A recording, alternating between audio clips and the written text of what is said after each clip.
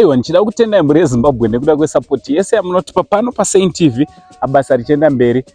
Ndichida kutendai nekuramba muchingosupporta mavideos edu atinoita. Aiwa, Saint TV basa redu nderekukuradzai zvine zvichiitika munyika. Pamwe chete nekukuzivisaiwo mararamiro arikuitawo vamwe munyika yeZimbabwe. Handiti asi chekutanga, kana wanga usati wasubscribe on our YouTube channel, I kindly ask you to subscribe, turn on your notification bell so that every time we upload a video you'll be notified. Also, and follow our Facebook page rakanzi Saint TV, Saint TV.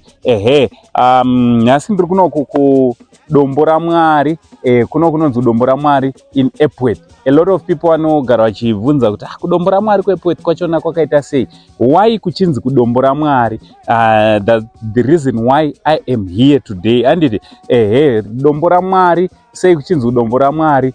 Rinonzi Dombo ra Mwari igomo rinoera. Handiti gomo rinoera muri kuroona, dombo riri gomo zvakare ramuri kuona panapa, ndo rinonzi Dombo ra Mwari. So mukuitawo maresearches atachiita, vamwe vanga vachitira kanzi Dombo ra Mwari nekuti paisichionekwa tsoka pamusoro pedombo irori. Paisichionekwa tsoka. Isusu unfortunately tatsvaga edu hatina kudziona, but hanzi paisichionekwa tsoka dzakadhinda.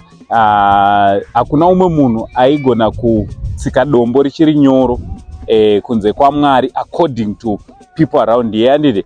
So ndopavaiti tsoka idzi ndedzaMwari nekuti vakaritsika dombo iri rinyoro, according to people around here. Ndosaka rakanzi Dombo ra Mwari. That's why Epworth kuside kuno kuchinzi kuDombo ra Mwari. But paDombo ra Mwari ipapo muchanoona kuti pane mashops padhuze panonzi paDombo ra Mwari, apa mashops epaDombo ra Mwari. Also mukada kunocheka muchanoona kuti paDombo ra Mwari pano nzvimbo inoshandisirwa nevanhu vakawanda kunamata, vemakereka akasiyana siyana, vaya vanoda makomo ekunamatira.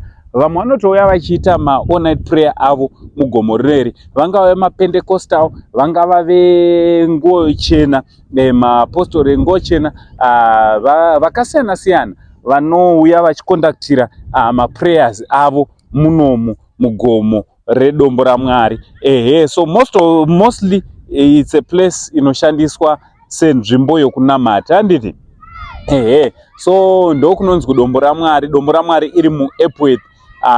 Epworth yachona inowanikwa just after Hatfield.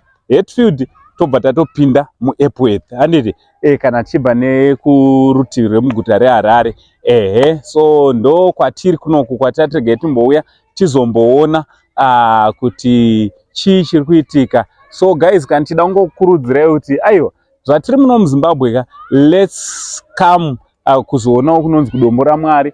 Let's come kuEpworth. Zvakangonaka. Do you know that we've got a lot of people vagara vakurira muHarare but vasingatombozive kuti Epworth ndekupi, and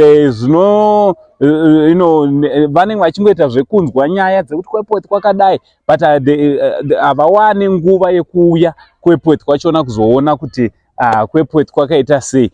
So dzimwe dzenzvimbo dziri muno muEpworth kune kunonzi kuStop Over, kune kunonzi kwaMunyuki, kune kuno kuDombo ra Mwari, nedzimwe nzvimbo dzakasiyana siyana. Also ndo kune iri rinonzi Pool of Death. Ndofunga takamboriita Pool of Death riri muno muEpworth, iri muno dhamu iroro riri muno zvakare muEpworth. Also tichangopinda muEpworth ndo pane kune mabalancing rocks. Ndo kune balancing rocks aiwanikwa pamari yedu yekare, macoin ekare ayaya. Also don't forget kuti Epworth it's a peri-urban area. Peri-urban kureva kuti zvoni chirungu unochiwana munomu, chiruzevha unochiwana futi munomu. Peri-urban kureva kuti zvoni vari pakati nepakati, kunenge kumusha kunenge kutauni, hakunatsonzwisika. So Epworth it's one of nzvimbo dzinonzi maperi-urban dzaunowana muno muZimbabwe. So ndo zvandangondiuya kuzongokuratidzaiwo tikati aiwa handei timbonoona paDombo ra Mwari kuti pakamira sei. Aiwa, ndo zvandangokuigirai nhasi from Uncle Saint, the only Zimbabwean Uncle for now. Much love and God bless.